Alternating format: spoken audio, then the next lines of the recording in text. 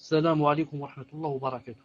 إن الحمد لله نحمده ونستعينه ونستغفره ونعوذ بالله من شرور أنفسنا ومن سيئات أعمالنا. من يهده الله فهو المهتد ومن يضلل فلن تجد له وليا مرشدا. يا أيها الذين آمنوا اتقوا الله حق تقاته ولا تموتن إلا وأنتم مسلمون. يا أيها الناس اتقوا ربكم الذي خلقكم من نفس واحدة وخلق منها زوجها وبث منهما رجالا كثيرا ونساء واتقوا الله الذي تساءلون به والأرحام إن الله كان عليكم رقيبا. يا أيها الذين آمنوا اتقوا الله وقولوا قولا سديدا يصلح لكم أعمالكم ويغفر لكم ذنوبكم ومن يطع الله ورسوله فقد فاز فوزا عظيما. ألا إن أصدق الكلام كلام الله وخير الهدي هدي محمد صلى الله عليه وسلم وشر الأمور محدثاتها وكل محدثة بدعة وكل بدعة ضلالة وكل ضلالة في النار. أما بعد، مرحبا بكم en cette soirée du mercredi 11 Shawwal 1430 de l'Hégire, ce qui correspond, Inch'Allah Ta'ala, avec le mercredi 30 septembre 2009 d'après le calendrier des chrétiens. Inch'Allah Ta'ala, nous allons dire un peu du fabuleux livre de Ibn al-Qayyim alayhi rahmatullah qui s'appelle Madarij as-Salikin bayna manazil iyyaka na'budu wa iyyaka nasta'in. Et Inch'Allah Ta'ala, quand on terminera, on répondra à certaines de vos questions en commençant par celles, Inch'Allah Ta'ala, qui ont rapport avec le cours, si c'est possible, bi'idna azza wa jalla. Donc je dis maintenant aux admins que maintenant moi, c'est-à-dire il y a un livre entre mes mains et que je ne peux pas savoir ce qui se passe dans les salons, dans les deux salons. C'est pour ça que si jamais il y a quelque chose, ou bien le micro me tombe, ou quelque chose comme ça, vous mettez un point rouge et vous prenez le micro et vous me dites, et vous m'arrêtez. Inch'Allah. Bismillahirrahmanirrahim. Ibn al-Qayyim alayhi rahmatullah a dit dans Madarij as-Salikin, tome 3, page 196, il parlait de l'étrangeté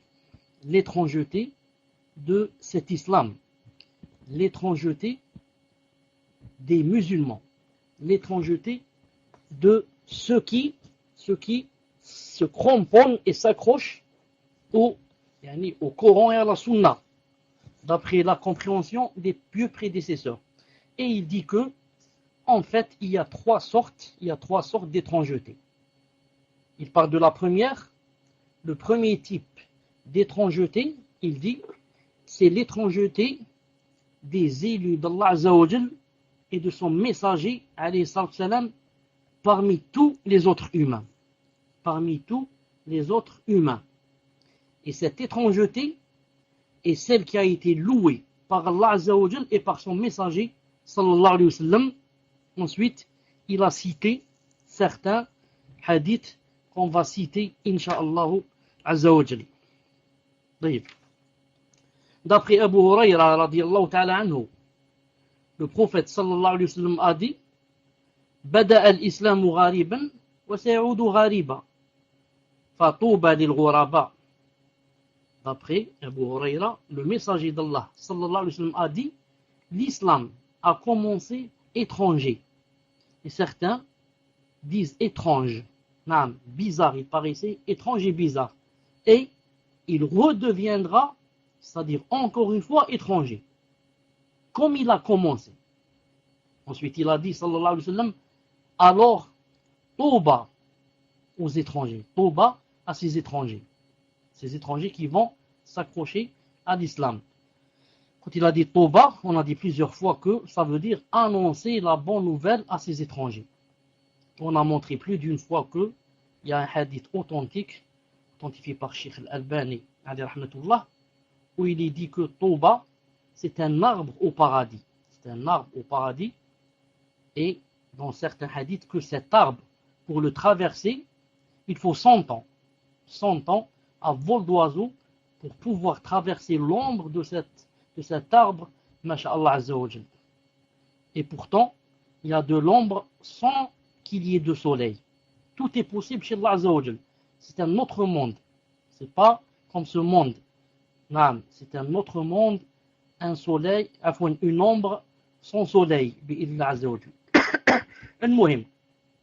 Parmi les particularités de cet arbre aussi, qu'on a cité une fois, c'est que les gens, lorsqu'ils veulent changer d'habit, car au paradis, on ne va pas rester avec les mêmes habits des milliards et des milliards et des milliards d'années, comme ça toute l'éternité.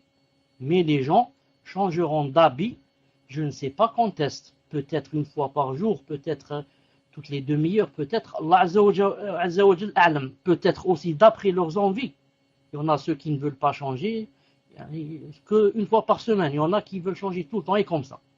Cet arbre, quand la personne veut changer d'habit, il veut de nouveaux habits, qu'est-ce qu'elle fait? C'est là-bas, Inch'Allah Ta'ala, qu'elle y va. Parce que cet arbre, comme chez nous par exemple, les arbres donnent les fruits, cet arbre spécialement il donne des habits.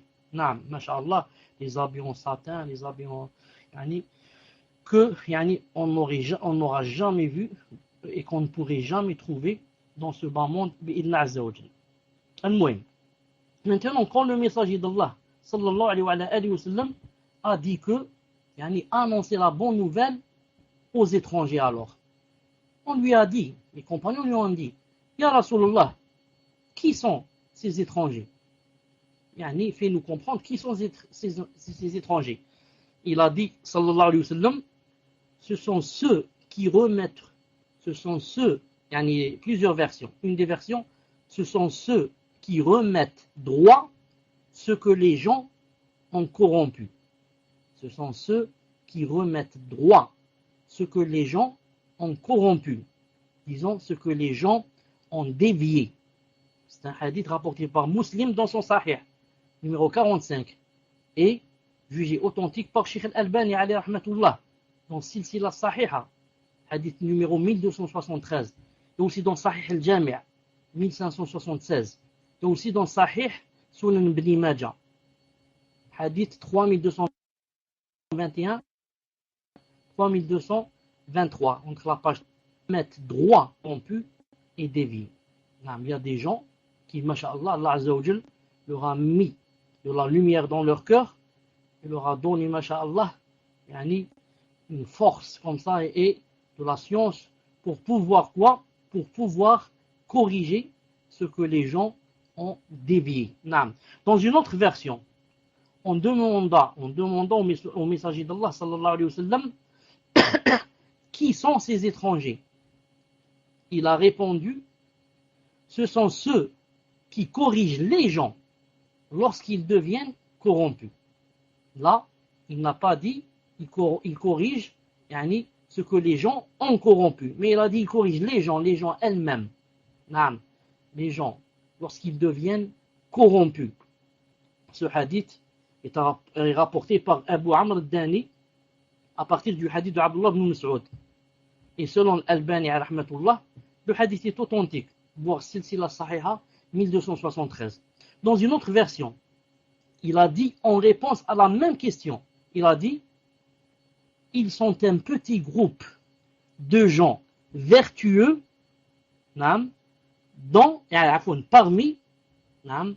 parmi une population majoritairement corrompue, c'est-à-dire déviée du droit chemin.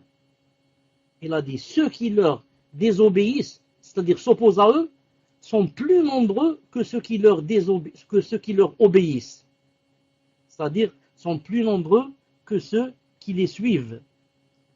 Ça, c'est aussi un hadith authentique, voire Silsila Sahiha de Sheikh Al-Albani, hadith numéro 1669. Il a dit en arabe, je vais trouver ici le hadith en arabe, il a dit Nasun salihuna qalil, un petit groupe de gens vertueux, fi nasin kathir, dans une population majoritairement corrompue. Man ya'sihim akthar mimman yuti'uhum. Ceux qui leur désobéissent sont plus nombreux que ceux qui leur obéissent.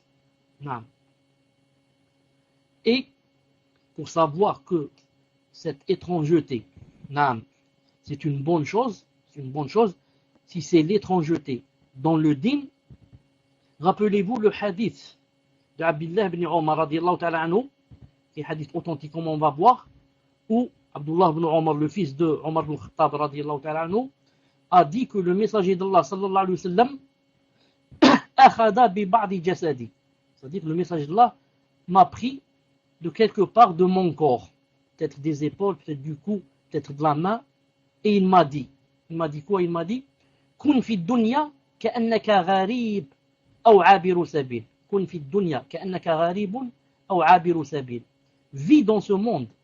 Le messager alayhi salam dit au fils de Omar ibn Khattab, il lui dit vis dans ce monde comme si tu étais un étranger ou un voyageur. Et compte-toi parmi ceux qui sont dans les tombes, et compte-toi parmi les morts. Hadith authentique d'après l'Albani rahmatullah, voire Mishkat al-Masabih, hadith 5273. Donc, regardez le messager d'Allah, quel conseil il a donné à ce compagnon. Qu'est-ce qu'il lui a dit? Vis dans ce monde comme si tu étais un étranger, ou un voyageur, et compte-toi parmi ceux qui sont dans les tombes. Parce que celui qui vit comme un étranger, vous savez que il ne se mélange pas beaucoup avec les gens. Parce que les gens, la plupart, comme vous allez le voir, ne sont pas sur le droit chemin. C'est toujours un petit groupe qui est dans le droit chemin. Et l'étranger, il est là toujours, il a peur, il ne sait pas son pays. Donc toi, tu es dans cette dunya toujours peureux. Tu n'es pas dans ta maison lavrée qui se trouve dans l'au-delà. Tu as peur de ne pas arriver à bon port. C'est pour ça que tu fais tout ton possible pour arriver à bon port. Ensuite, il a dit, ou un voyageur, ou alors, vit dans ce monde comme un voyageur. Le voyageur, il a toujours dans sa tête que quand est-ce que je reviens chez moi? Quand est-ce que je reviens chez ma famille? Quand est-ce que je reviens chez mes enfants? Quand est-ce que je reviens dans mon pays? Et comme ça. Donc le voyageur, ici, c'est celui qui, du matin au soir, se dit, quand est-ce que je vais rencontrer Allah Azza wa Jal? Quand est-ce que je vais voir le messager d'Allah sallallahu alayhi wa sallam? Quand est-ce que je serai parmi les compagnons radiallahu ta'ala anhum, assis au paradis? Quand est-ce que je rentrerai au paradis? Quand est-ce ceci? Et comme ça. Et il a dit, et compte-toi parmi ceux qui sont dans les tombes. Dis-toi que d'un instant à l'autre, tu risques d'être toi aussi dans la tombe. Tu risques de mourir, c'est-à-dire à chaque minute, à chaque seconde. Maintenant, nous, on est en train de parler, vous m'entendez en direct, il y a des centaines, voire des milliers de personnes qui viennent de mourir à la seconde où je vous ai parlé. Des centaines, voire des milliers dans le monde qui viennent de mourir à cette seconde, subhanallah al-azim. Donc, la personne qui n'oublie pas la tombe et qui y pense toujours, cette personne a toujours peur et cette personne est toujours bien préparée pour l'au-delà. Quant à celui qui oublie la tombe et oublie la mort, celui-là, bien sûr, il va vivre avec les passions et les désirs jusqu'à ce qu'il se retrouve dans sa tombe alors qu'il n'a rien préparé pour ce jour-là. Ensuite, Ibn al-Qayyim a dit, فَهَؤُلَاءِ هُمُ الْغُرَبَاءُ الْمَمْدُوحُونَ الْمَغْبُوطُونَ. Il a dit, ceux-là, ce sont les étrangers élogieux. Ce que Allah Azza wa Jal et son messager ont loué. C'est-à-dire quoi? C'est-à-dire, il faut aspirer à être comme eux. C'est pour ça que Allah Ta'ala a parlé d'eux. C'est pour ça que le messager d'Allah a parlé d'eux. Donc, aspirer à être comme eux. Ensuite, Ibn al-Qayyim dit, وَلِقِلَّتِهِمْ فِي النَّاسِ جِدًّا سُمُّوا غُرَبًا فَإِنَّ أَكْثَرَ النَّاسِ عَلَى غَيْرِ هَذِهِ الصِّفَاتِ. Ibn al-Qayyim a dit, et vu leur petit nombre parmi les autres gens, on les nomme les étrangers. Et vu leur petit nombre parmi les autres gens, on les nomme les étrangers. Il a dit, car la plupart des autres gens n'ont ni leurs qualificatifs, ni leurs aspects, et ni leur comportement. Vous savez, vous remarquez que celui qui s'accroche bien à son dîn, de tout temps, il paraît étranger par rapport à ceux qui ne s'y accrochent pas vraiment. Naam. Que ça soit dans les qualificatifs, que ça soit dans l'aspect, dans le vêtement, ou bien dans le comportement. Naam. D'ailleurs, vous remarquez, même des fois dans un pays musulman, et celui qui s'accroche à la sunna, on le voit comme un étranger, il se sent lui comme un étranger. Qu'en est-il? Celui qui vit, par exemple, parmi les kuffars. Ensuite, Ibn al-Qayyim, rahmatullah, dit فَأَهْلُ الْإِسْلَامِ فِي النَّاسِ غُرَبًا.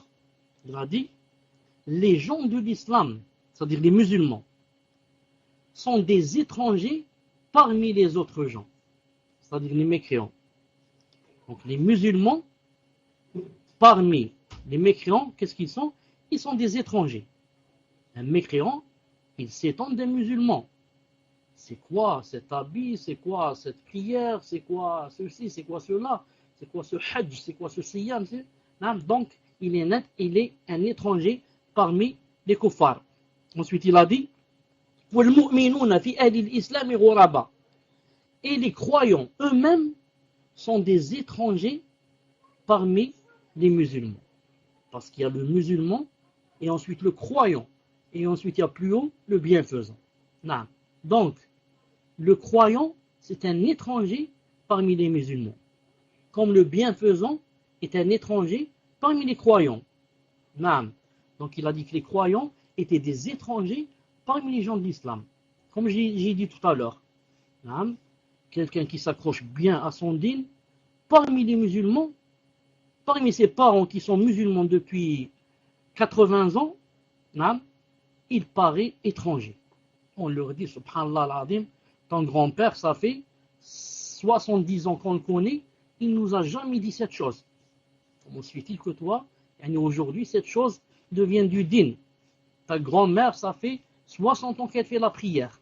Et elle n'a jamais dit ça, ou l'a entendu ça, ou bien vu ça. Donc, vous êtes venu avec une étrange religion. Vous êtes venu avec un nouveau din. Naam. Et les gens de la science. Attendez, il a dit en arabe. وَأَهْلُ الْعِلْمِ فِي الْمُؤْمِنِينَ غُرَبًا. Et les gens de la science, c'est-à-dire la science religieuse, sont des étrangers parmi les croyants. Et les gens de la science sont des étrangers parmi les croyants, c'est-à-dire parmi les gens de la masse. Parce que les gens de la masse sont des musulmans, mais ils n'ont pas de science. Alors, lorsque quelqu'un a de la science, il commence à dire cette chose est haram, cette chose est ceci, cette chose est cela, ça les étonne. Subhanallah al-azim. C'est quoi ça? On n'a jamais entendu ça. Pourquoi ils n'entendent jamais? Parce que ce sont des gens de la masse. Ce sont des gens qui ne cherchent pas la science. Ce sont des gens qui ne lisent pas. Ce sont des gens qui n'écoutent pas les doros. Et quand tu lui dis Allah Ta'ala a dit, et le prophète a dit, il s'étonne. Non. Alors qu'en fait, si lui il lisait, ou si lui, par exemple, il écoutait les doros, il n'aurait jamais été étonné. Mais l'étonnement vient du fait que quoi? Comme je viens de dire, vient du fait que ce sont eux qui sont loin du din. Non. Ce sont eux qui sont loin du din et loin de la quête de la science. Non. Ensuite, Ibn al-Qayyim rahmatullah a dit وأهل السنة الذين يميزونها من الأهواء والبدع فهم غرباء. Il a dit, et les gens de la sunna, ceux qui la discernent des passions et des innovations sont des étrangers. Naam. Chaque personne qui s'accroche bien à la sunna et qui refute, il n'aime pas les innovations et les innovateurs et ne suit pas les passions et ne côtoie pas les gens de la passion aussi, les gens des passions. Ceux-là, ils deviennent des étrangers dans la société. Naam. والداعون إليها الصابرون على أذى المخالفين هم أشد هؤلاء غربة. Il a dit, quant à Parce qu'on vient de parler de seulement qui suivent la sunna. Quant à ceux qui exhortent les gens à suivre la sunna. Quant à ceux qui exhortent les gens et invitent les gens à suivre la sunna et qui endurent le tort et le mal de ceux qui les contrarient, ceux-là sont les plus étrangers. Non. Donc celui qui s'accroche à la sunna, c'est un étranger. Mais celui qui maintenant invite les gens, c'est pas seulement il s'accroche, mais lui, il invite les gens à suivre la sunna.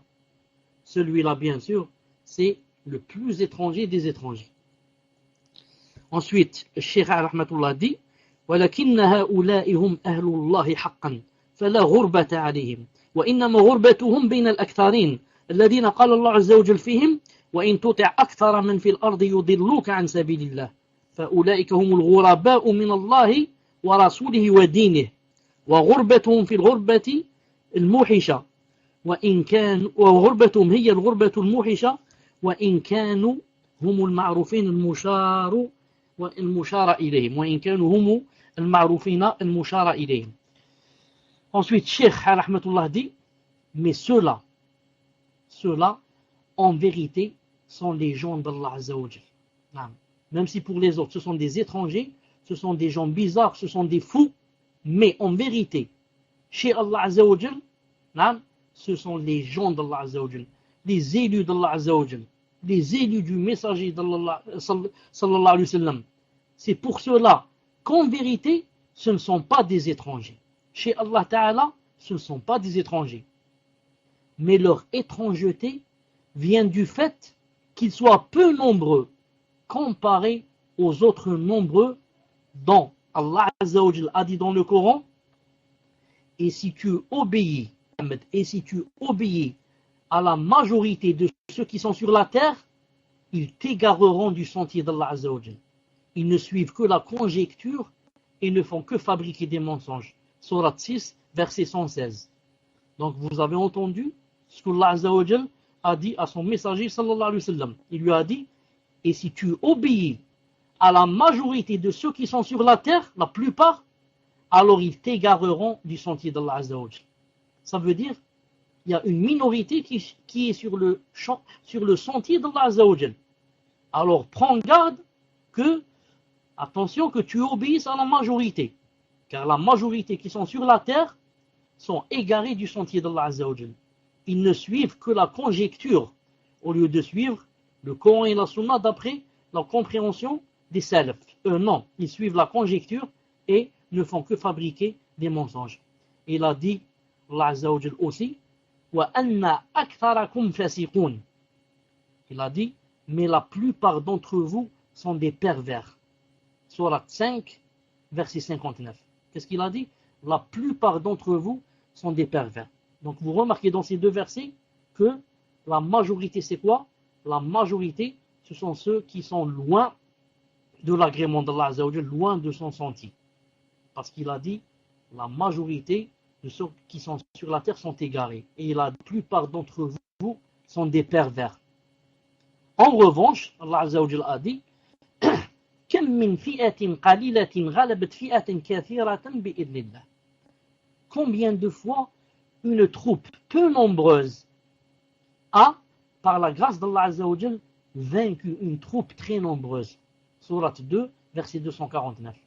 Combien de fois une troupe peu nombreuse a, par la grâce d'Allah, regardez, c'est pas par les armes ni par les fusées, par la grâce d'Allah Azza wa Jal, a vaincu une troupe très nombreuse. Donc, l'essentiel, c'est pas qu'on soit nombreux. L'essentiel, est-ce qu'on est sur le vrai sentier ou on ne l'est pas? Naam, 5 qui sont sur le sentier peuvent battre 100 qui sont sur le mauvais sentier, le faux sentier. Et comme a dit le compagnon Abdullah ibn Mas'ud, qu'Allah Azza wa Jalla l'agrée, qu'est-ce qu'il a dit? Il a dit le jama'a, c'est-à-dire le groupe, la communauté, c'est le Coran et la Sunna. Même si tu es seul, naam, voir le livre Al-Faqih والمفقه المتفقه عفوا الفقيه والمتفقه de Khatib al-Baghdadi, numéro 3, page 299. Qu'a dit Abdullah ibn Mas'ud, radiyallahu ta'ala anhu, je répète, il a dit Al-jama'atu an takuna ala al-kitab wa sunnah. Dans une autre version, Al-jama'atu an takuna ala al-haqq wa in kunta wahdak. Le groupe, c'est quand on est sur le Coran et la Sunna, même si on est seul. Et comme a dit Ibrahim al-Nakha'i, il a dit, le groupe, c'est d'être avec la vérité, même si tu es seul. Voir le même livre, tome 3, page 300. Donc, ceux qui disent que on est nombreux, on est masha'Allah, on est un grand groupe, on leur dit, c'est pas ça l'essentiel.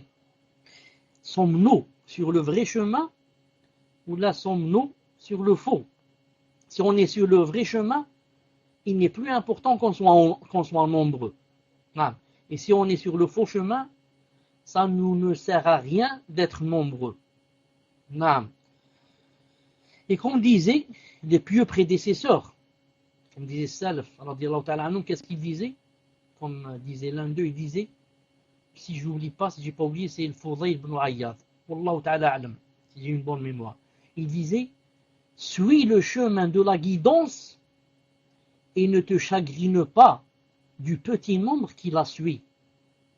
Suis le chemin de la guidance et accroche-toi au vrai sentier et ne te chagrine pas du petit nombre qui la suit. Car il y a toujours seulement un petit nombre qui suit le vrai sentier.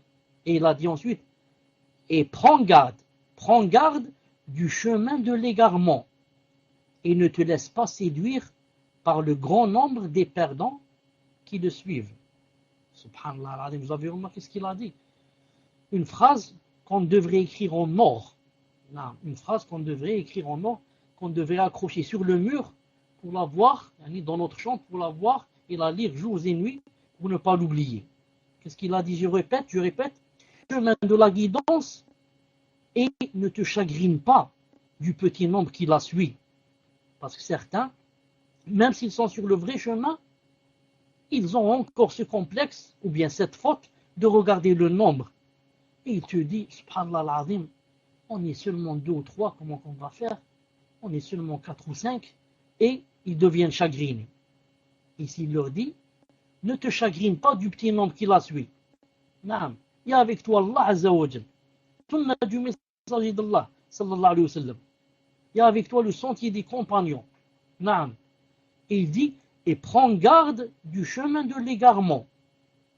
Mais attention, ne te laisse pas séduire par le grand nombre.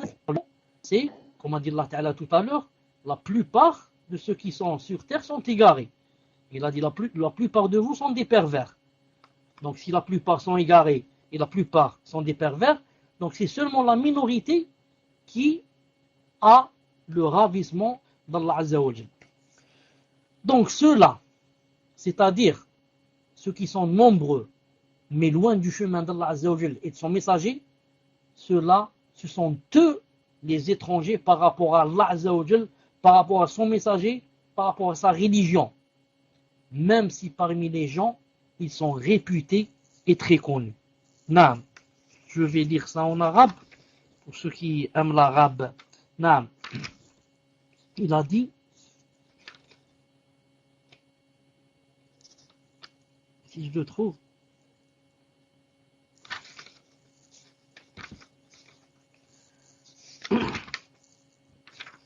pour ne pas perdre de temps, je ne l'ai pas trouvé maintenant, mais il est là dans le livre. Je répète ce qu'il a dit. Il a dit, ceux-là, c'est-à-dire ceux qui sont loin, ceux qui sont nombreux, mais loin du chemin d'Allah et de son messager, ce sont ceux-là les étrangers par rapport à Allah Azza wa Jal, à son messager, à sa religion, même si parmi les gens, ils sont très connus, ils sont très réputés. Car, je dis, à quoi ça sert d'être très connu et d'être très réputé si je suis loin d'Allah Azza wa Jal et de sa religion et je ne suis pas aimé par Allah Azza wa Jal et peut-être que je suis maudit par lui, par son messager et par les anges. À quoi ça me sert d'être très connu et très réputé. Est-ce que moi je vis pour cette dunya? Est-ce que je vis pour que je sois connu, pour que j'ai des fans qui me suivent? Ou là je vis pour connaître Allah Azza wa Jal et pour connaître le vrai sentier pour le suivre et pour rencontrer Allah Azza wa Jal demain ravi de moi? Sûrement que c'est la deuxième. Et lorsque, écoutez bien ici ce qu'il dit, وَلَمَّا خَرَجَ مُوسَى عليه السلام هاربا من قوم فرعون انتهى إلى مدين. Il a dit, et lorsque le messager d'Allah, Moussa, alayhi salatu salam, sortit d'Égypte, fuyant les gens du pharaon, il a dit, lorsqu'il arriva à Médiane, une ville à quelques kilomètres de Tabouk en Arabie Saoudite, il a dit, على الحال التي ذكر الله, comme Allah Ta'ala l'a décrit dans son Coran. Non. Il a dit, وهو وحيد غريب خائف جائع. C'est-à-dire que Moussa alayhi salam arriva à cette ville, Médiane. Comment qu'il arriva? Il arriva esselé. Il était seul, étranger, effrayé, craintif, affamé. Alors il a dit, Ya Rab, wahidun maridun gharibun. Ya Allah, ô Seigneur, quelqu'un d'esselé, de malade et d'étranger. Faqila lahu. Alors on lui a dit, Ya Moussa, al-wahidu man laysa lahu mithli anis. Ô Moussa, l'esselé, c'est celui qui n'a pas quelqu'un qui lui tient compagnie comme moi, c'est-à-dire Allah. L'esselé, c'est quelqu'un qui n'a pas quelqu'un qui lui tient compagnie comme moi. Wal maridu man laysa lahu tabibun mithli. Et le malade, c'est celui qui n'a pas un guérisseur comme moi. Wal gharibu man laysa bayni wa baynahu mu'amala. Et l'étranger, c'est celui qui, entre moi et lui, il n'y a pas de relation. Allahu Akbar. Donc, quand il a dit que je suis seul, on lui a répondu, l'esselé, c'est celui qui n'a pas quelqu'un qui lui tient compagnie comme Allah Azza wa Jal. C'est pour ça que quelqu'un qui est loin d'Allah Azza wa Jal, loin de son sentier, loin de l'islam, loin de la charia, loin de la sunna, c'est quelqu'un qui va se sentir toujours seul, même s'il est entouré de centaines de personnes. Car au moment où il est entouré, c'est juste ces moments où il va oublier. Mais dès qu'on le quitte, il va se sentir le plus esselé au monde. Car son cœur est vide. Son cœur ne contient pas la lumière, ne contient pas la force qui peut l'aider. Son cœur est faible, vide. C'est pour ça qu'Allah Ta'ala, lorsqu'il parle des hypocrites, qu'est-ce qu'il dit lorsqu'il parle dans Sourate Al-Munafiqun? كأنهم خشب مسندة يحسبون كل صيحة عليهم. Il dit ce sont comme des planches qu'on met comme ça contre le mur. Une planche. Qu'est-ce un tronc d'arbre? Un tronc d'arbre, masha'Allah, grand et lourd. Mais qu'est-ce qu'il fait?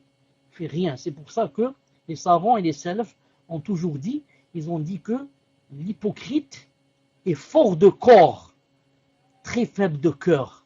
Et le croyant est faible de corps, très fort de cœur. L'hypocrite, comment il est? Très fort de corps. Il n'arrête pas de manger du matin au soir, jusqu'à ce qu'il vomisse le soir. Il n'arrête pas de manger. Mais, juste une petite maladie, un petit rhume, une petite grippe, il commence à trembler, mais il a peur, il ne sait pas d'où il est venu, où il va aller, est-ce qu'il va mourir, et s'il va mourir, qu'est-ce qui va se passer? Et comme ça, c'est toujours comme ça le mécréant. Et le musulman, le miskin, il est là avec un corps faible. C'est la prière de la nuit, c'est le jeûne du jeudi et lundi, c'est le 13, 14, 15. C'est la prière, c'est ceci, c'est cela, toujours. Mais là, il a un cœur, masha'Allah, du fer. Il arrive, qu'est-ce qu'il arrive? Il est là, inébranlable, bi'idhni azza wa jal. Subhanallah al-azim. Il a dit ici,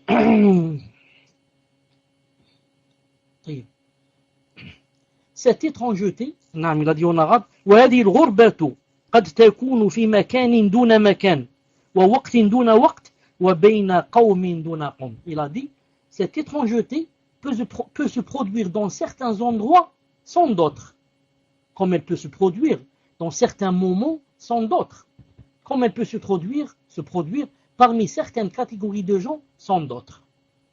Donc cette étrangeté peut se produire dans certaines villes, pas dans d'autres, dans certaines familles, pas dans d'autres, dans certains pays, pas dans d'autres, et comme ça. Il a dit ensuite, وَلَكِنَّ أَهْلَ هَذِهِ الْغُرْبَةِ هُمْ أَهْلُ اللَّهِ حَقًّا. Mais, il a dit, ces étrangers-là, ce sont vraiment, ceux qui constituent le vrai peuple d'Allah Azza wa Jal.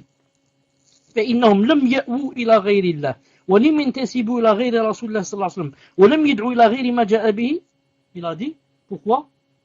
Ils constituent le vrai peuple d'Allah car ils n'adorent personne ni rien à part Allah Azza wa Jal. Ils ne se proclament ils se proclament ils ne se proclament dans aucune voie, que celle du prophète sallallahu alayhi wa sallam.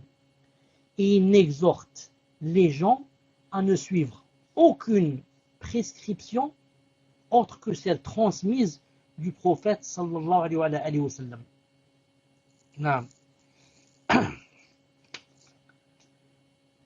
Ces étrangers, ce sont eux qui se sont démarqués des gens lorsqu'ils avaient le plus besoin d'eux.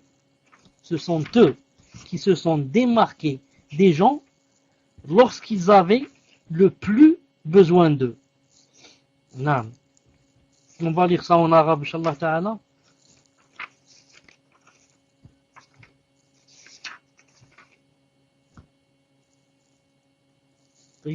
Ils se sont, je répète, démarqués des gens lorsqu'ils avaient le plus besoin d'eux.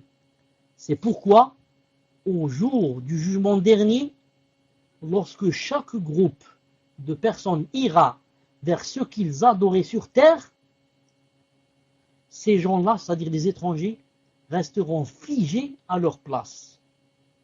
Et il leur sera dit, n'allez-vous pas rejoindre un groupe comme les autres l'ont fait? Ils vont répondre, nous avons abandonné les gens et nous les avons quittés lorsque nous étions sur terre, au moment où nous avions le plus besoin d'eux, plus besoin d'eux qu'aujourd'hui. Alors, nous attendrons donc notre Seigneur que nous avions l'habitude d'adorer. Hadith rapporté par Bukhari et Muslim.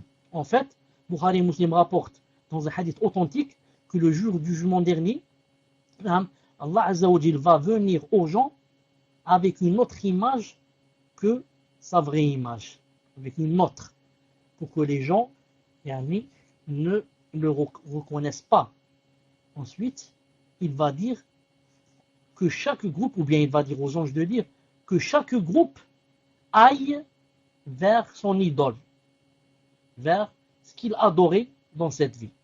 Alors, ceux qui suivaient les statues iront chercher leurs statues. Ceux qui suivaient Jésus iront chercher Jésus. Ceux qui suivaient le soleil iront chercher où se trouve le soleil. Ceux qui adoraient les arbres iront chercher les arbres. Et comme ça. Il y a seulement ces gens-là que je viens d'appeler ici les étrangers, c'est-à-dire ceux qui suivaient le Coran et la Sunna dans cette dunya et paraissaient, tellement ils suivaient, tellement ils appliquaient qu'ils paraissaient étrangers par rapport aux autres gens. Donc ceux-là resteront figés à leur place. Et Allah Ta'ala va leur dire, n'allez-vous pas rejoindre un autre groupe comme les autres l'ont fait? Ils répondront non.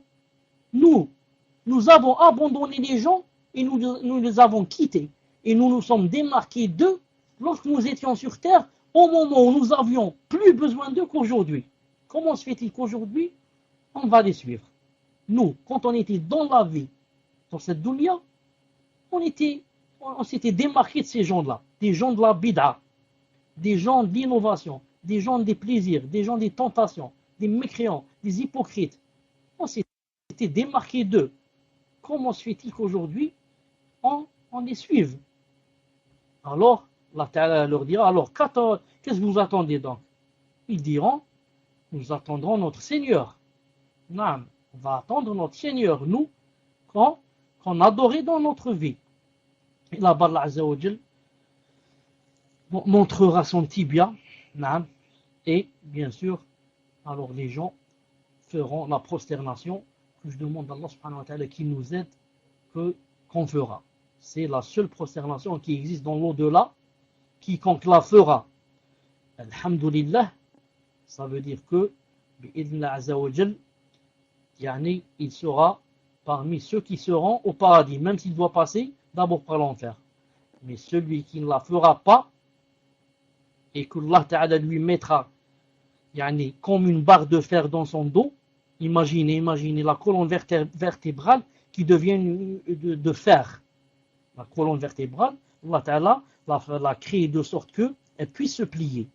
Il y a des os comme ça, il y a de l'espace entre les os, du cartilage, etc. pour pouvoir se plier, masha'Allah, et faire l'inclination et prier, etc. Imaginez que on ait une barre de fer dans le dos. Donc, les hypocrites, les mécréants, quand ils vont essayer de se prosterner, tellement ils auront peur, qu'est-ce qui va se passer? Ils tomberont sur leur dos et sur leur tête de derrière.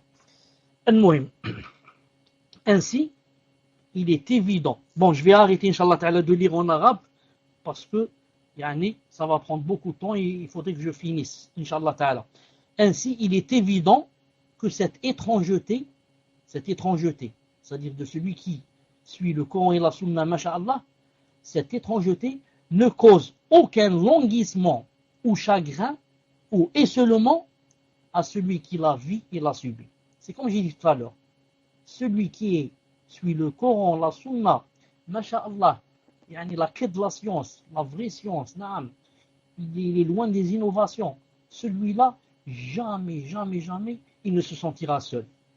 Au contraire, je dis, quand il est avec les gens, des fois il voudrait les quitter pour être seul.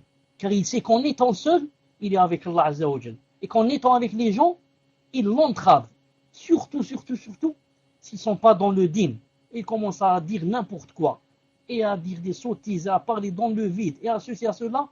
Ils se sont, parmi eux, ils se sont esselés. Et s'ils les seuls, ils les quittent, ils se sont accompagnés. Subhanallah al-Azim. Vous l'aurez, Inch'Allah Ta'ala, que vous l'avez tous vécu. Cette chose, Inch'Allah Ta'ala, le vrai croyant, la vie, quand il y a la foi dans ton cœur, masha'Allah, qui te chatouille, tu la sens dans le cœur, quand tu es avec des gens comme ça qui sont loin, tu es pressé pour les quitter. Pressé, pourquoi? Parce que tu te sens esselé, étrange. Ils sont en train de parler des choses qui n'ont rien à voir, des choses loin, des choses qui durcissent le cœur. Tu voudrais les quitter pour être seul. Car étant seul, tu te sens accompagné, tu te sens avec Allah subhanahu wa ta'ala. Tu sens la foi dans ton cœur. Il a dit, bien au contraire, cette étrangeté est une étrangeté réconfortante, une consolation pour le croyant. Parce qu'il sait que ses alliés sont Allah, son messager et les croyants. Même si tous les gens l'ont abandonné. C'est un peu comme disait Cheikh l'Islam Ibn Taymiyyah rahmatullah. Vous connaissez ce qu'il disait, sa phrase célèbre. Il disait, que vont faire les ennemis de moi? Que vont faire mes ennemis de moi? Il dit, s'ils me mettent en prison, il dit, s'ils m'expulsent, mon expulsation c'est quoi? Mon expulsation c'est du tourisme. S'ils me mettent en prison, ma prison c'est de l'adoration. Et s'ils me tuent, ma mort c'est un martyr. Qu'est-ce qu'ils peuvent faire de moi? Me tuer, je meurs martyr. Ils me mettent en prison. Yusuf alayhi salam est rentré des années avant moi en prison. Ibada. D'ailleurs, quand il l'a mis en prison, on l'a mis 2 fois en Syrie et en Égypte. Il a, je crois, lu 40 fois le Coran ou 60 fois, par cœur. Il l'a révisé. Et les livres qu'il a écrits quand il était en prison, sauf Allah Azza wa Jalla les connaît. Il a dit pourquoi on met en prison.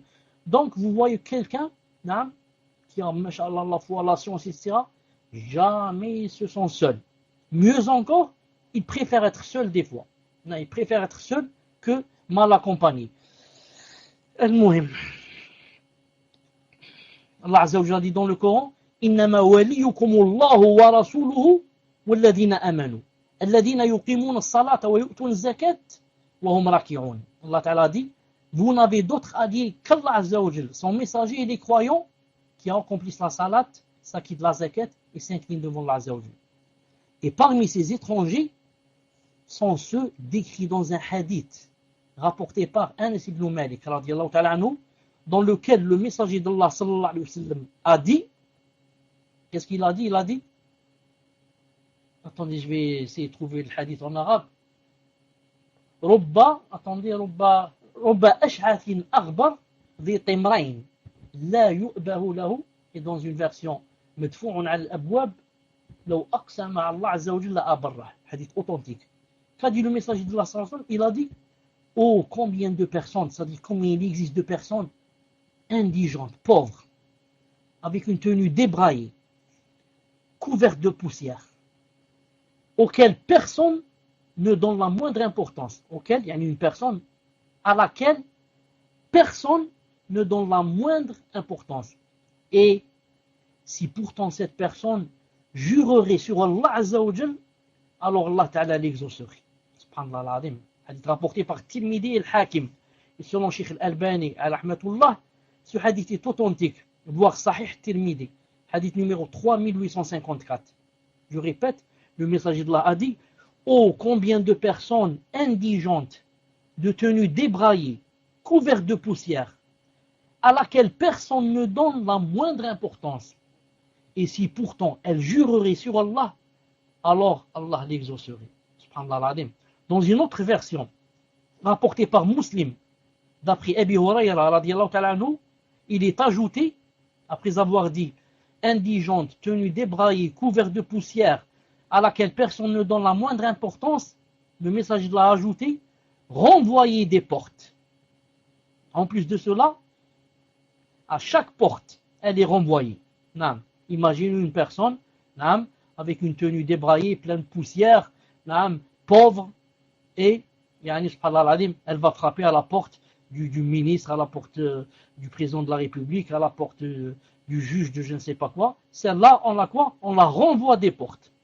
Parce que les gens aiment que la personne vienne bien habillée, avec la cravate, et qu'elle descende d'une voiture de luxe. Celui-là, le ministre va quoi? Va lui ouvrir ses portes.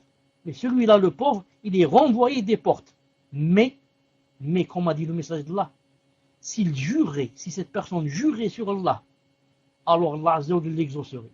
Si cette personne jurait, je jure à Allah que vous me fassiez telle chose, ou que vous fassiez telle chose, ou que vous me préserviez de telle chose, Allah Azza wa Jalla l'exaucerait.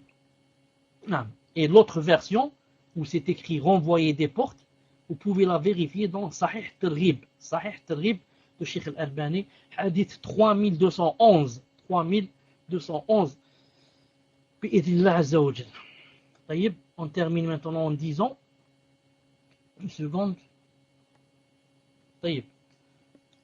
Ces gens qui sont des étrangers ont bien sûr des caractéristiques. Quelles sont maintenant leurs caractéristiques?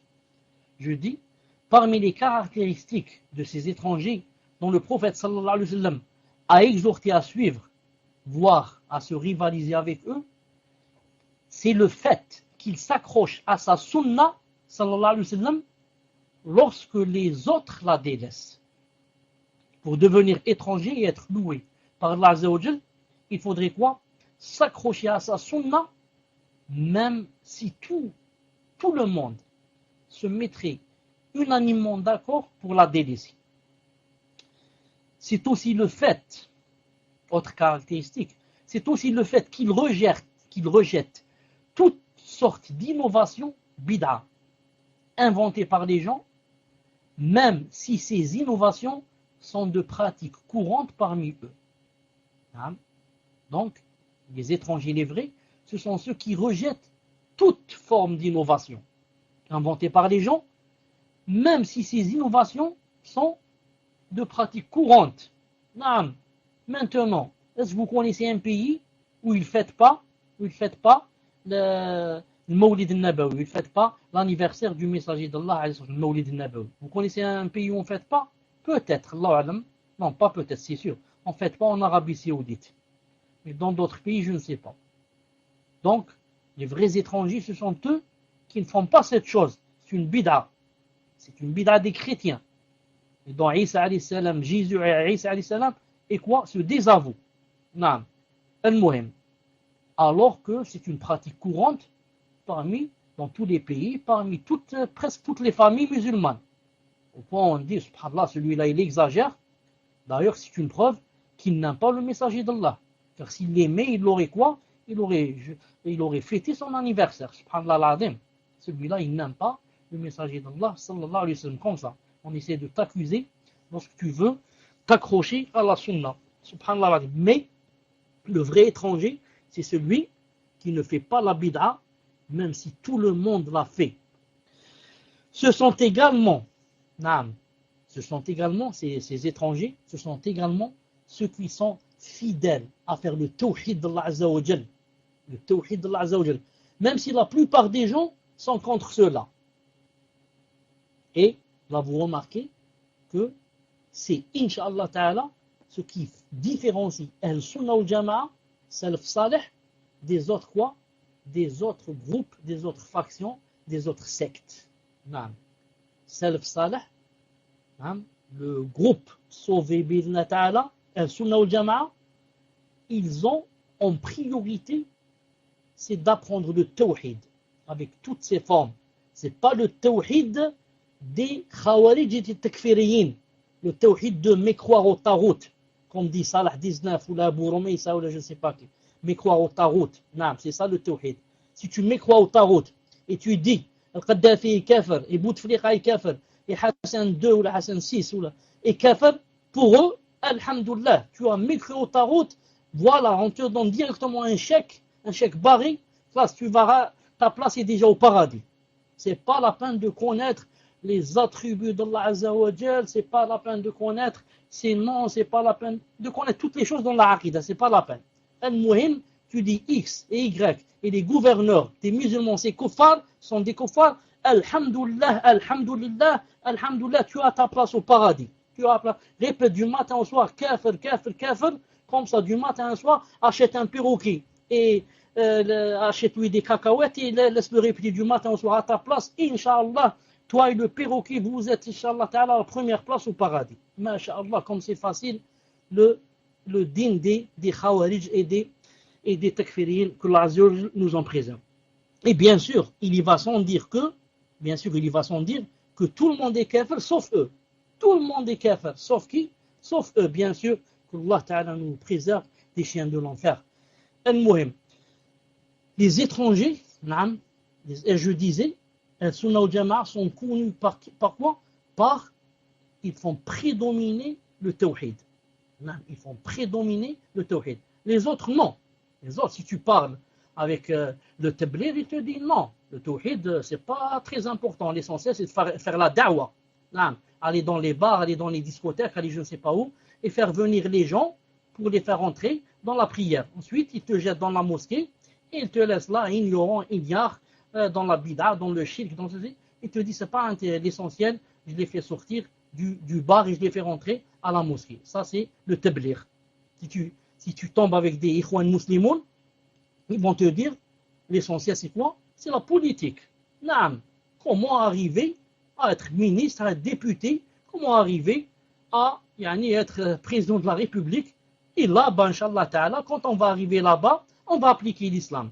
C'est-à-dire, on ne fait pas comme on fait les messagers d'Allah Ta'ala, les 124 000 qui ont été envoyés, qui ont commencé par le tawhid et ont commencé par la base. Ceux-là, non. Ils commencent par la politique et ils commencent par le haut, par le sommet. Ils commencent par président de la République. Ils deviennent présidents, après ils vont appliquer la charia. Ils ne commencent pas par la base. Ils ne commencent pas par éduquer les gens.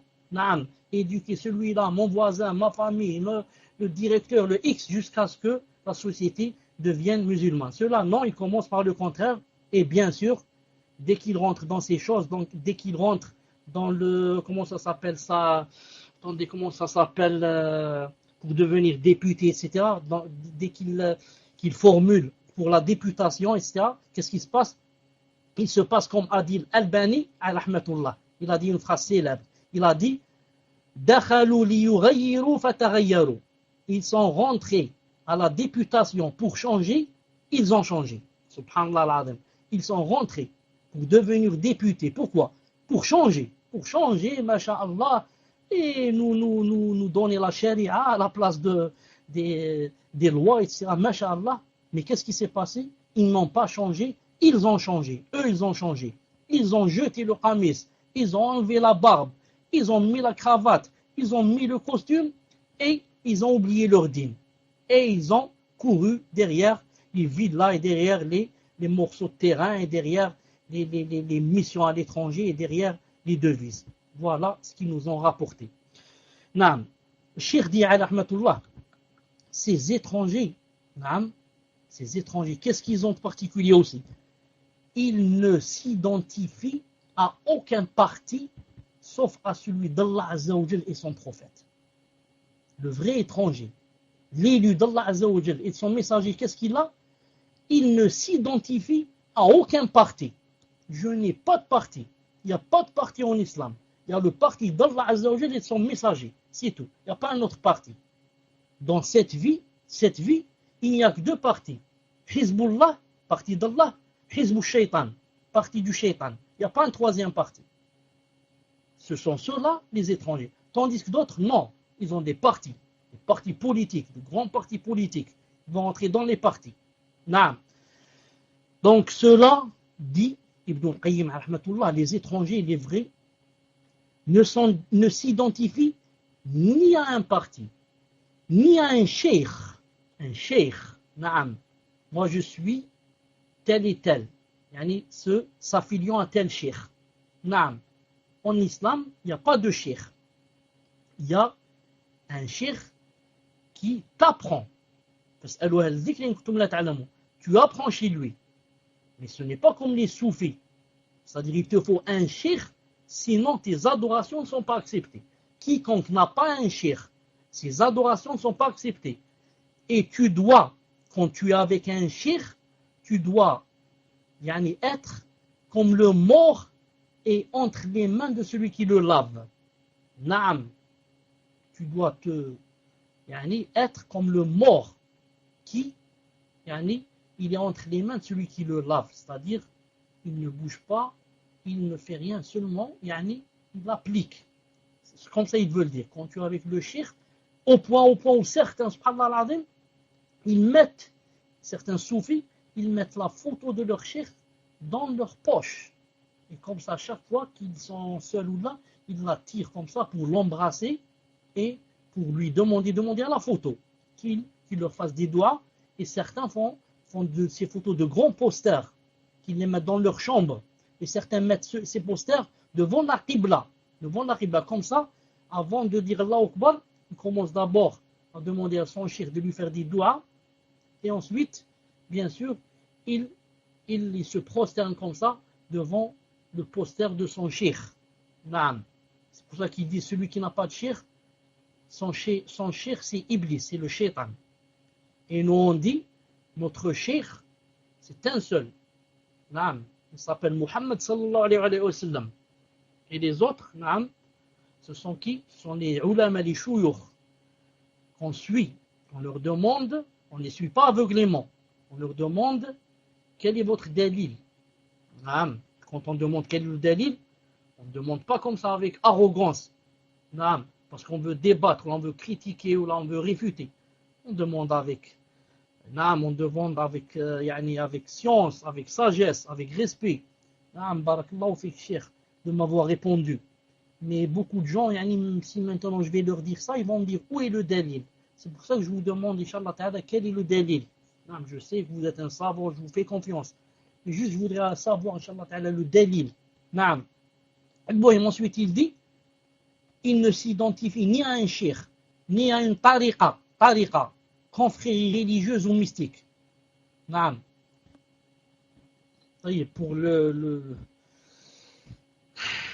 Pour l'osmo qui m'est venu, on s'appelle le message, le serpent qui m'est venu, j'ai pas compris ce qu'il veut dire. Non, j'ai pas compris ce qu'il veut dire. Bi'idhnillah azza wa jal. La confrérie religieuse, non, tariqa, on dit celui-là il est de la tariqa tijaniya, celui-là il est de la tariqa qadiriya, celui-là il est de la tariqa hibriya, celui-là il est de la tariqa comme ça. Tout ça il n'y a pas en islam. Tout ça il n'y a pas en islam.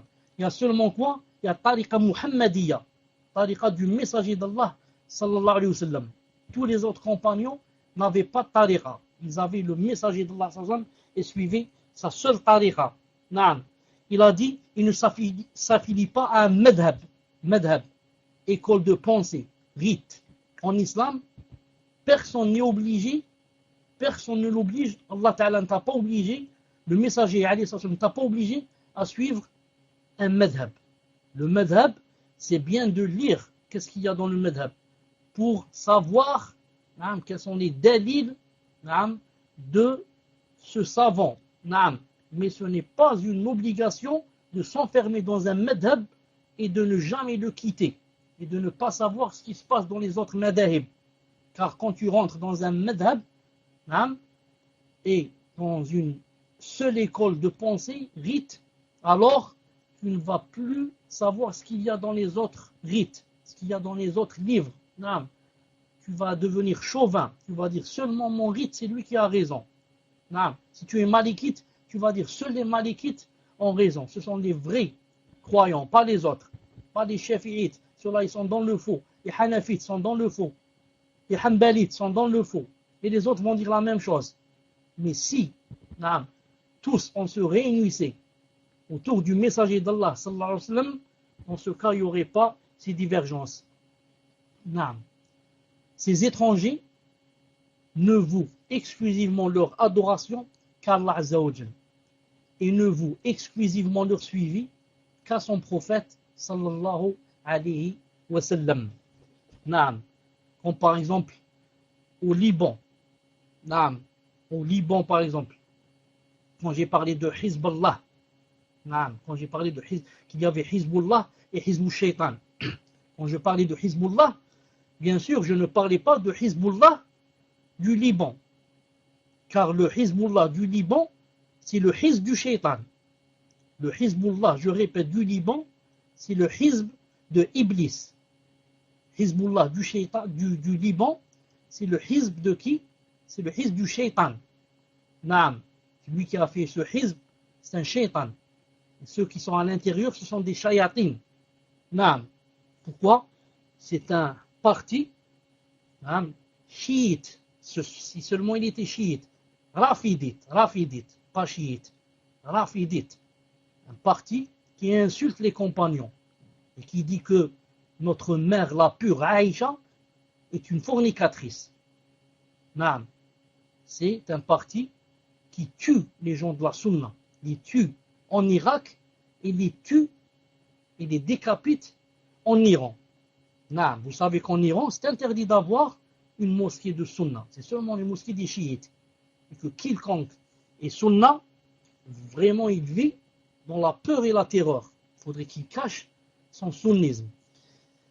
Al-Muhim, il a dit, ces gens-là, les étrangers dont on est en train de parler, ce sont ceux qui saisissent avec leurs mains du charbon ardent. Même si la majorité des gens, ou plutôt tous les gens, le leur reprochent. D'ailleurs, on va citer un hadith, on va montrer cela. Ensuite, pour bien comprendre l'étrangeté de ces gens-là, il faut savoir qu'Allah Azza wa Jal a envoyé son prophète sallallahu alayhi wa sallam au moment où les hommes suivaient de différentes religions. Donc, ils se trouvèrent entre adorateurs d'idoles et de feu, entre adorateurs de statues et de croix, de même qu'ils se trouvèrent entre les juifs, les zoroastriens et les philosophes. Ainsi, lorsque l'islam apparut au tout début parmi ces gens, ils le trouvèrent étrange. Au point où si quelqu'un parmi eux embrassait l'islam et répondait à l'invitation d'Allah Azza wa Jal et de son prophète sallallahu alayhi wa sallam, il se trouvait forcément étranger dans son quartier, étranger dans sa tribu, étranger parmi sa famille, étranger parmi ses proches. D'où il était condamné à vivre en étranger parmi ses siens et parmi son peuple. Subhanallah al-Azim. Ensuite, ceci dura jusqu'au temps où Allah Azza wa Jalla a voulu que cet islam connaisse une grande expansion et que les gens commencèrent à l'embrasser par groupe. Et ce, à tel point que, alhamdoulilah, il perdit toute étrangeté. Cet islam perdit toute étrangeté et se propagea de par tout le monde. Mais hélas, après plusieurs générations, les gens reprirent vite les vieilles habitudes qu'avaient abandonnées leurs ancêtres pour l'islam, jusqu'à ce que finalement l'islam redevint étrange à nouveau, comme il avait commencé. Exactement comme l'avait prédit le prophète sallallahu alayhi wa sallam, au point où le véritable islam, celui que le prophète alayhi wa sallam et ses compagnons pratiquaient en leur vivant, est devenu encore plus étrange aux yeux des gens qu'il ne l'était lorsqu'il est apparu au départ. Et ceci, même si ces signes apparents et ces vestiges sont répandus et réputés. D'ailleurs, comment pourrait-il en être autrement alors que les étrangers, ces étrangers, ne sont qu'un groupe parmi 72 autres. Comme le prophète a dit dans un hadith authentique, il a dit « Ma communauté se divisera en 73 groupes, qui tous iraient en enfer, à l'exception d'un seul qui sera épargné et sauvé. » On a demandé c'est qui? Il a dit « Jama'a ». Hadith Hassan. Dans un autre hadith, il a dit « Ma ana ali wa ashabi ». Il a dit le groupe sauvé, c'est ceux qui sont sur le même sentier sur lequel je suis aujourd'hui, moi et mes compagnons. Non. Donc, les autres groupes, c'est-à-dire les 72 qui ne seront pas épargnés, d'après ce hadith, ce sont ceux qui ne suivent que leurs propres désirs au lieu de suivre le Coran et la Sunna, et n'adorent que leur passion au lieu d'adorer Allah Azza wa Jal. Ceux-là forment les groupes dont les enseignements sont basés sur des doutes et des innovations et dont l'unique but est la satisfaction de leurs propres désirs. Par contre, le groupe sauvé, le Firqa Najiyya, dont le but est de réussir à plaire à Allah Azza wa Jal en suivant le chemin de son messager alayhi salam, ce groupe-là sera perçu comme étrange par tous les autres groupes.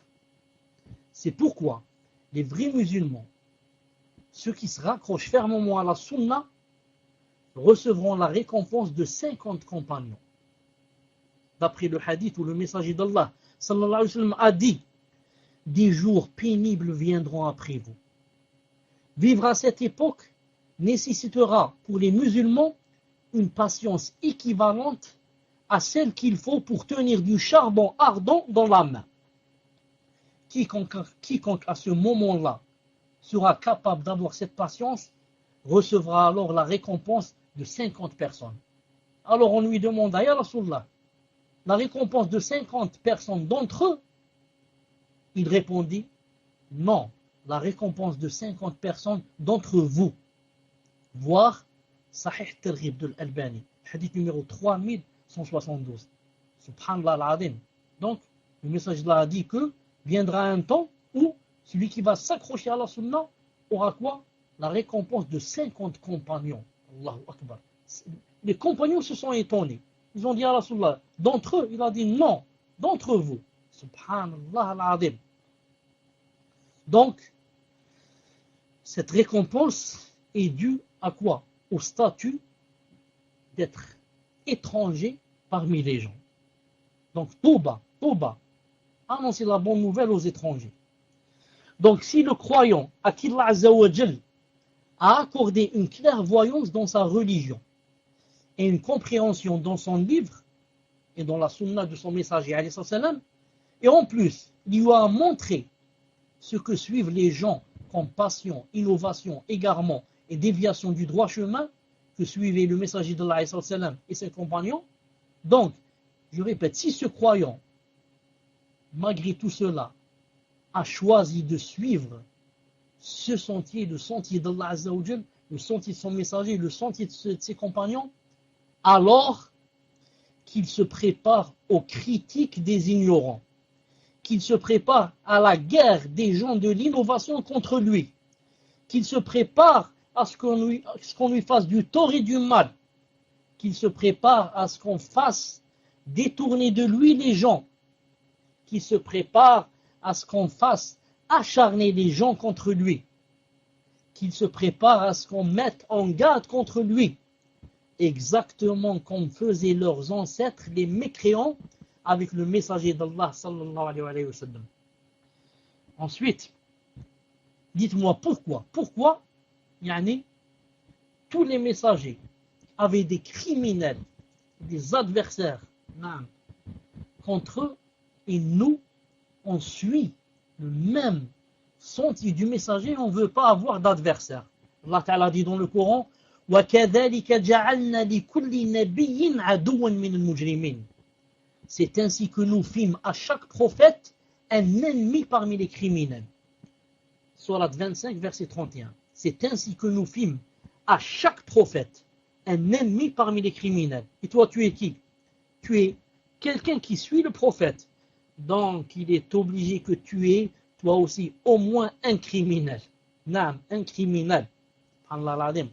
Allah Ta'ala n'a-t-il pas dit dans le Coran, Alif Lam Mim, حسب الناس أن يتركوا أن يقولوا آمنا وهم لا يفتنون ولقد فتنا الذين من قبلهم فلا يعلمن الله الذين صدقوا ويعلمن الكاذبين. 29, versets 2 et 3. Est-ce que les gens, Allah Ta'ala a dit, est-ce que les gens pensent qu'on les laissera dire, les gens, c'est-à-dire les croyants, on va les laisser dire, nous croyons, sans les éprouver? Certes, nous avons éprouvé ceux qui ont vécu avant eux. Ainsi, Allah connaît ceux qui disent la vérité et ceux qui mentent. Naam, je répète, est-ce que les gens pensent qu'on va les laisser dire, nous croyons, sans les éprouver? Est-ce que mon frère, est-ce que ma soeur, est-ce que mon fils, est-ce que ma fille, tu crois que, tu dis seulement, je suis croyant, et ça s'arrête là? Allah Ta'ala veut te montrer si tu es véridique ou si tu ne l'es pas. Allah Ta'ala sait, quand tu as dit, je suis croyant, est-ce que tu l'es ou tu ne l'es pas vraiment? Mais il veut te le montrer à toi et aux gens. Est-ce que vraiment tu es croyant ou tu ne l'es pas? Donc là, il va t'éprouver. Il va t'éprouver. Comme a dit le messager d'Allah, sallallahu alayhi wa sallam, il a dit que la marchandise d'Allah est chère. La marchandise d'Allah n'est-elle pas le paradis? Comme ça il a dit, sallallahu alayhi wa sallam. Certes, la marchandise d'Allah est chère. Ensuite il a dit, la marchandise d'Allah n'est-elle pas le paradis? Toi, regarde, quand tu veux acheter une chose qui te plaît, regarde, tu peux faire 50, 100 km à cause d'elle. Tu peux voyager 2-3 jours à cause d'elle pour la ramener. Tu peux aller même en avion dans un autre pays, rester des mois seulement pour ramener cette chose qui t'a plu et y revenir avec. Maintenant, c'est le paradis, avec ce qu'il y a comme délices et merveilles qui attendent là-bas, sans parler de la vision d'Allah Azza wa Jal et voir les messagers, tous les messagers, et voir les compagnons, radiyallahu ta'ala. Alors, tout cela, tu voudrais d'après toi que tu dis seulement, j'ai cru. Tu dis, Shahadun la ilaha illallah, Shahadun Muhammad abdu rasuluhu, attends, je vais me prosterner, m'incliner, alhamdulillah, je suis croyant. C'est pas comme ça.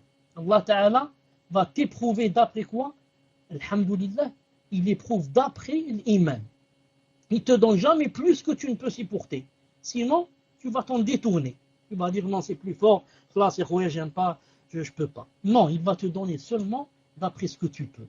Juste pour voir, il te donne la dose que tu peux accepter si tu étais sincère.